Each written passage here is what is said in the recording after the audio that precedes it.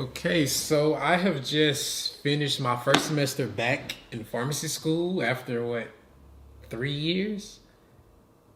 Maybe four, 3 or 4 years. So I took my last test yesterday. I took two tests yesterday actually. I did two finals yesterday. And these are just things I'm doing to like as because school is done now, all my attention is going to the business, going to coding, is going to trying to level up different things, etc. I love that they did that. I didn't even notice that. That's cool. Okay, anyways. Why do I want this candle lit? I want it lit for some reason.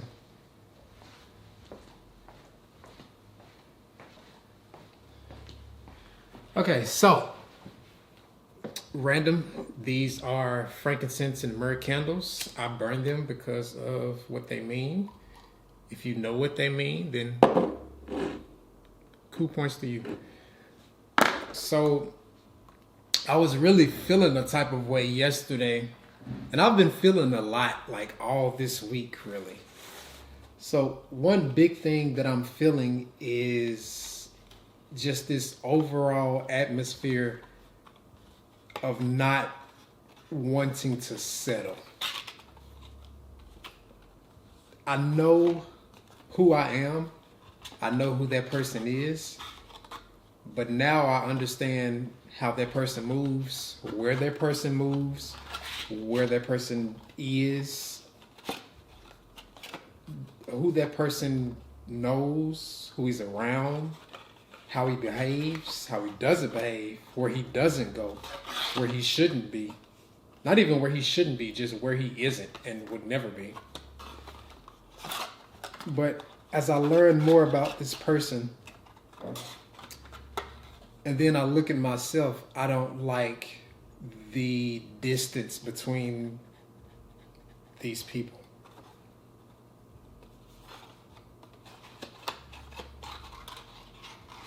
I swear getting older is just an epiphany every single day. Every other day it's an epiphany. Here. You're always learning something new. I gotta figure out a faster way to do this. I gotta figure out a method to do this. This is my first time really doing it because I just got them in. But yeah, I'll figure something out fast. Maybe if I can just get like 5 of them, boom, knock them out, fold, and do that. I might do that. But I'm just trying to make sure I remember how to fold them as of right now. So base, middle, boom. Okay, cool. Base, middle, boom. So, this is one thing that's been sort of bothering me. As much as I love the South Side, and you know my purpose is on the South Side, and when I say South Side specifically for me, I'm talking Bronzeville, Kenwood, High Park. That area is that's my purpose. Other parts too as they come, but I'm specifically, I work on those areas. I love it, but I'm realizing that as of right now, I don't believe I'm meant to live in it. Like, I should be gaining exposure and learning things about other places, experiences, areas, and then sort of bring that back into some things that I want to do. But again, I believe I've spoke on this where the issue is I see who this person is, but I don't see that place before me, which it is like anywhere in Chicago currently that I go to, I'm missing something. Not I'm missing something, but something is missing from the equation. And it's disappointing, yes, but it's a little scary because am I seeing this thing wrong? What am I doing wrong? That's the first assumption we have generally. But for instance, I've learned that, and the reason I'm not afraid to say what I learned or what I know in my future is because I know who I am. I know whose I am.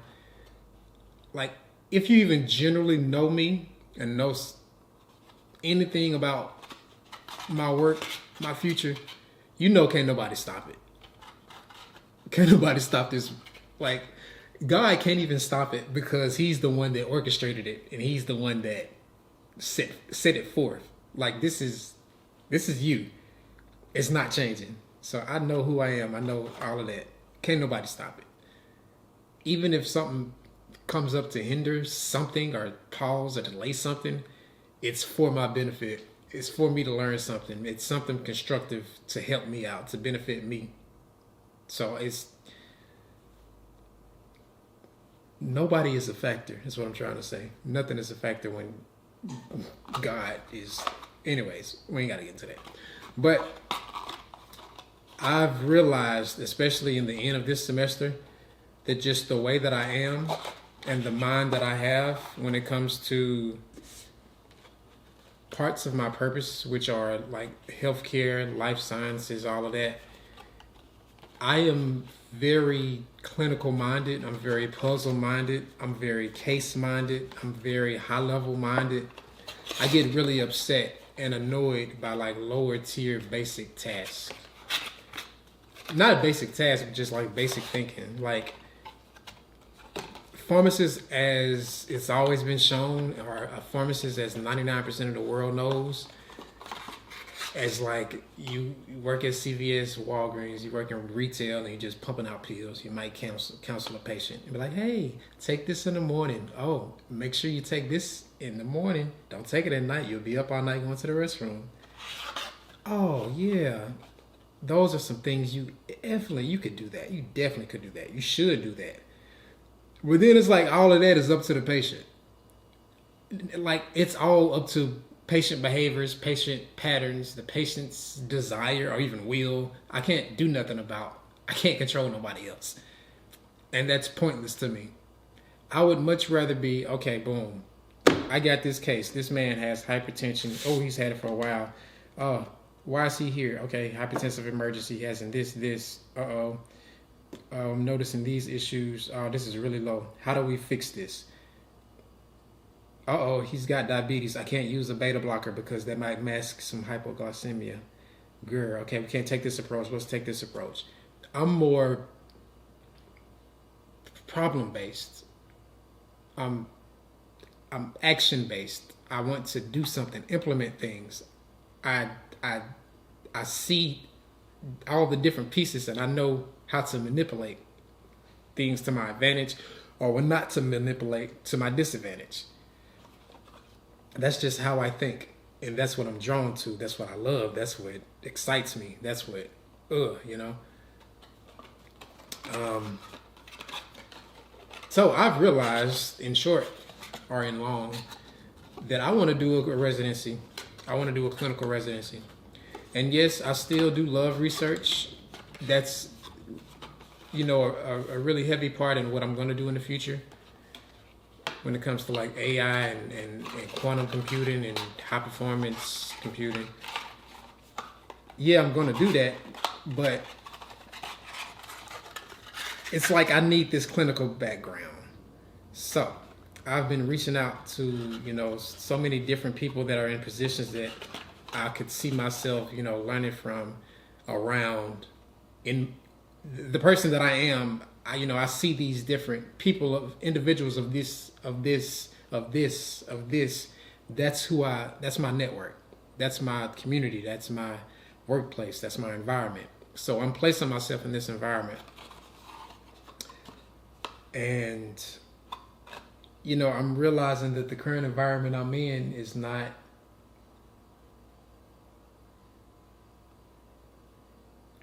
you know, it was weird that God told me I wasn't going to be here long. And, you know, I get it, but I don't get it because I love where I am. Like, especially this, I really am happy with my apartment or with my condo. But there's more. And it's awkward. It's weird because I sort of just got here. But, like, in me, I know that there's more.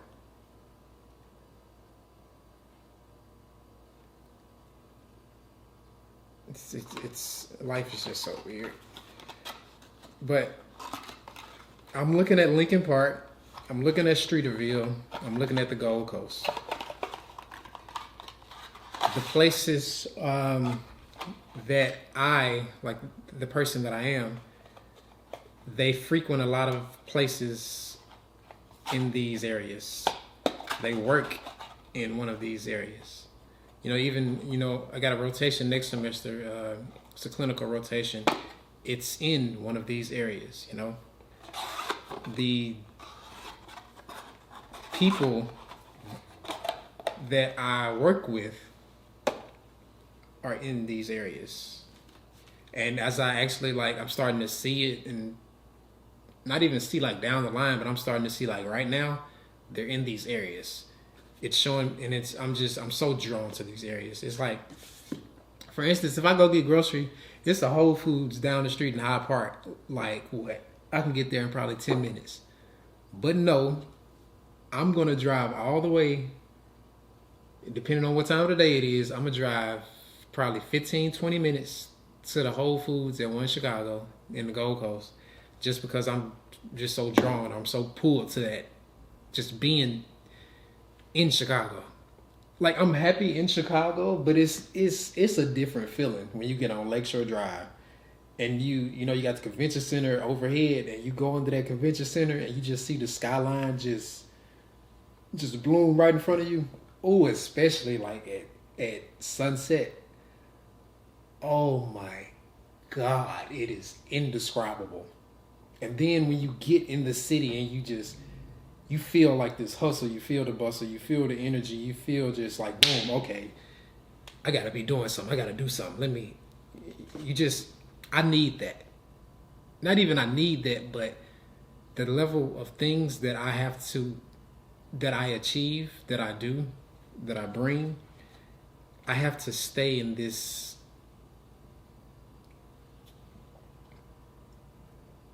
That is so beautiful. Okay. I try not to bring up the Bible and everything and things like that, but it's because some people are maybe not as comfortable. Whatever. I'm bringing it up. So is it in Genesis? Maybe is it chapter 1? Maybe verse. It's in chapter 1 somewhere. I don't know the verse, but it's before God ever created anything, He created this atmosphere that He's used to. So He was boom, let there be light. No, He said light be, and light was. So it's He made His atmosphere perfect for, not perfect for, but what he was used to, what was normalized or normal for Him. Before He ever did anything else, boom, He made His environment. And I'm learning that just the environment is so important. It is detrimental. But it's the environment I'm in right now, this environment is not to cultivate me. This is the environment that I'm supposed to come back to, if that makes sense. But to be cultivated, I have to go somewhere else. And that is the big part of what's about to come. And then also I see another big issue. I was talking with my dean. I also talked with my one of my really close professors, who is my therapeutics, my coordinator for school. I was telling him about, hey, I was a student here, and he knows, but I was a student here, during COVID. And I kind of messed up because I thought I was going down the retail pharmacist route. I didn't really take my GPA serious. So as I'm looking now at residencies and things, it's I can't, even if I get all A's, I'm limited to a 3.5 or a 3.4 GPA. I'm worried about that because these residencies in Chicago, because again, I want to stay in Chicago. I'm going to stay in Chicago. these hospitals in Chicago, these are like the top universities in the country. We talking Northwestern, we talking University of Chicago, we talking Rush, we talking UIC. You you have to beat out the people in Chicago, but then you got to beat out the people that want to come to Chicago. Like you might have some people from Harvard trying to come to UIC, come to U Chicago. Like I have to beat them out. So just being real, GPA wise, it's not gonna happen. That's where we are. That's where I am. So what I have to do is become like this, not even astounding, but what's above astounding. It's like I have to be just this dog of extracurriculars, of things you've done, things you can prove, people you know, your network, experiences I've had, things I've built, real tangible things, positions I've held, places I've been, conferences I've been or presented at or spoke at, or research I've done and presented or gotten published, or organizations I'm a part of. It's like for the next 2 years, the level of dog I have to be, I'm willing to be it. And not even I'm willing to be it, I am it. But I worry about what comes with it.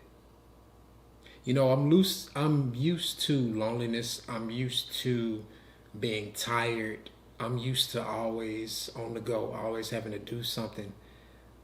But I feel that there's a level of stress that's going to come that I have not experienced.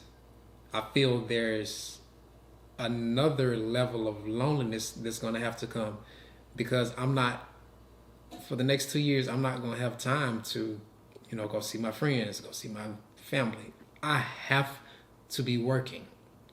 I have to be doing something. If it's not business related, if it's not social media related, if it's not, work related, if it's not hospital related, if it's not school related, if it's not me studying, if it's not networking, if it's not doing something in the community, if it's not, traveling here to do this, if it's not working on research, I don't have time to, not lollygag, but I don't have time to waste my time anymore.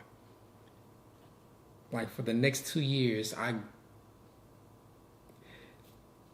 been stuck on this quote, not this quote, but this interview was that Mike Tyson was doing. He was about to fight somebody, and he was you were just seeing how much of a dog and how, not crazy, but just how you have to become to achieve a certain level of things. And it's like, that's what's presented itself before me. And that's what come with the territory. I'm talking about trying to do a PGY1 at, one of the top medical centers in the world, and then a PGY2 at one of the top medical centers in the world. And then while trying to work at one of the top medical centers in the world, trying to scale a business to raise upwards of $1 million to get this physical business, built and constructed, and then trying to do all these things that I'm trying to do. It's one thing to say them, but when you start doing them and you realize what comes with it, and it's like I see everything that's coming with it. I see the demand of who I am, or the demand that comes with who I am. And I am a little worried. I shouldn't be worried, because if it's who I am, I'm built to withstand it. I'm built to flourish in it, honestly.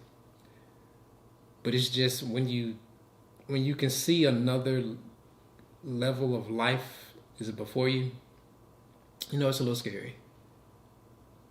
It's a little scary. It's a little scary. And it's okay to be scared. It's okay to be afraid. You're human. You're doing something you've never done before. You stepping out on faith, yeah, but it's like, what is faith? Faith is, you don't know, this is unknown territory. You're trusting God to show you. You're trusting somebody that you can't see, you can't, physically see. You can't, it's not like God is a person that just, boom, can sit right here and we can have a talk. It's like you're trusting on, I don't want to say air. You're not trusting on air, but it's just catch the metaphor. Just catch it. But it's like, yeah. It's like I don't have a choice either, because who I am, I can't settle. I have to. It's not even like I have to. It's innate. Oh. I got it though. I got it. I ain't folded but 4 boxes, so I'm about being up here talking to y'all, but I got it. Oh, I got it. I got it. I got it. You got it. Oh. Oh. You got it, my guy.